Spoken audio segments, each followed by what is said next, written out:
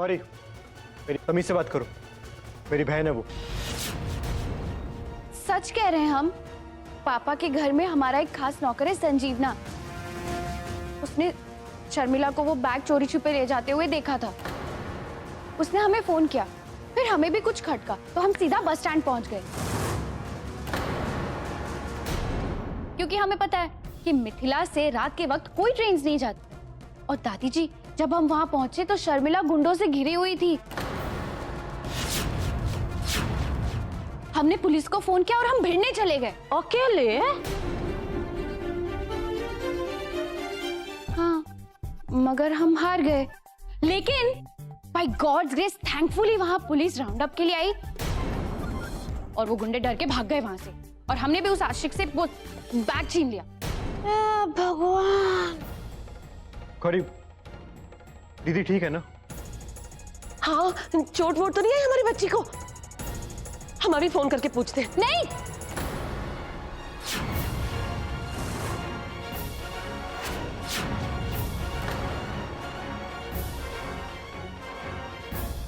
अब उसकी कोई जरूरत नहीं है चाची जी। शर्मिला से कुछ कहना मत। उसने रो धोकर हमसे रिक्वेस्ट किया है कि हम ये बात किसी से शेयर ना करें। अब आप लोग अगर शर्मिला से बात करेंगे तो उसे बुरा लगेगा ना। उस खानदान की इज्जत का सवाल है, इस खानदान की इज्जत का सवाल है। और दादी जी, वहां पे वो संजीवना है ना, उससे हम बात कर लेंगे। लेकिन आप लोग प्लीज अपनी तरफ से कोई बात लीक मत करना, प्लीज। बहू रानी, तुम कितनी अच्छी हो। Thank you. बढ़िया काम किए हो, सच में। इस घर की इज्जत रख ली तुमने। थैंक्स गौरी। क्यों? शादी के 7 वचनों में से एक वचन ये होता है कि घर की बहू घर की इज्जत का ध्यान रखे, और हमने वही किया। थैंक यू बोलने की कोई जरूरत नहीं है। बहुत बढ़िया। चल, थक गई होगी, आओ आराम करो थोड़ा। है? पता नहीं क्यों गौरी के ऊपर यकीन नहीं आ रहा है। उसने जो भी कुछ बताया वो काफी मनगढ़ंत लग रहा है।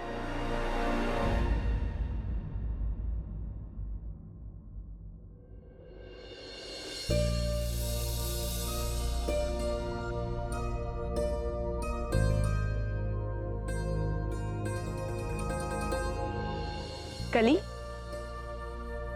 अरे शर्मिला दी, आइए बैठिए।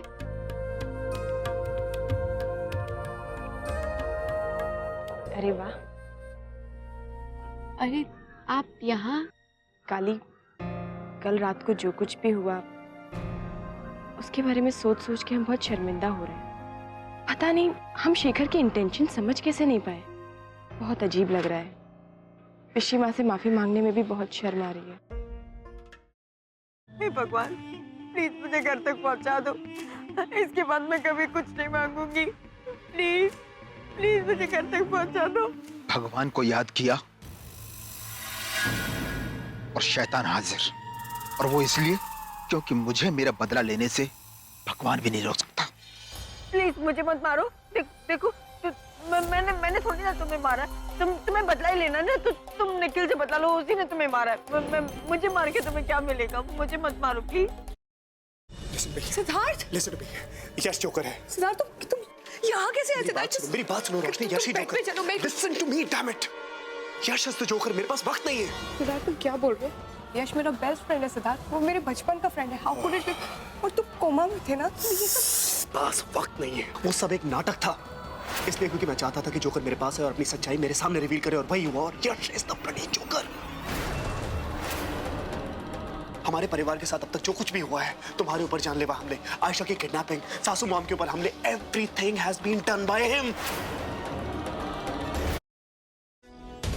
नहीं सरोजिनी बिटिया, थोड़ा संयम से काम लेना, काहे कि थाने पुलिस का चक्कर बहुत अच्छा नहीं होता। मैं बस इतना जानती हूँ माँ जी कि मैं अपने सुमेंद्र के गुनहगार को इस तरह बचकर नहीं जाने दूंगी।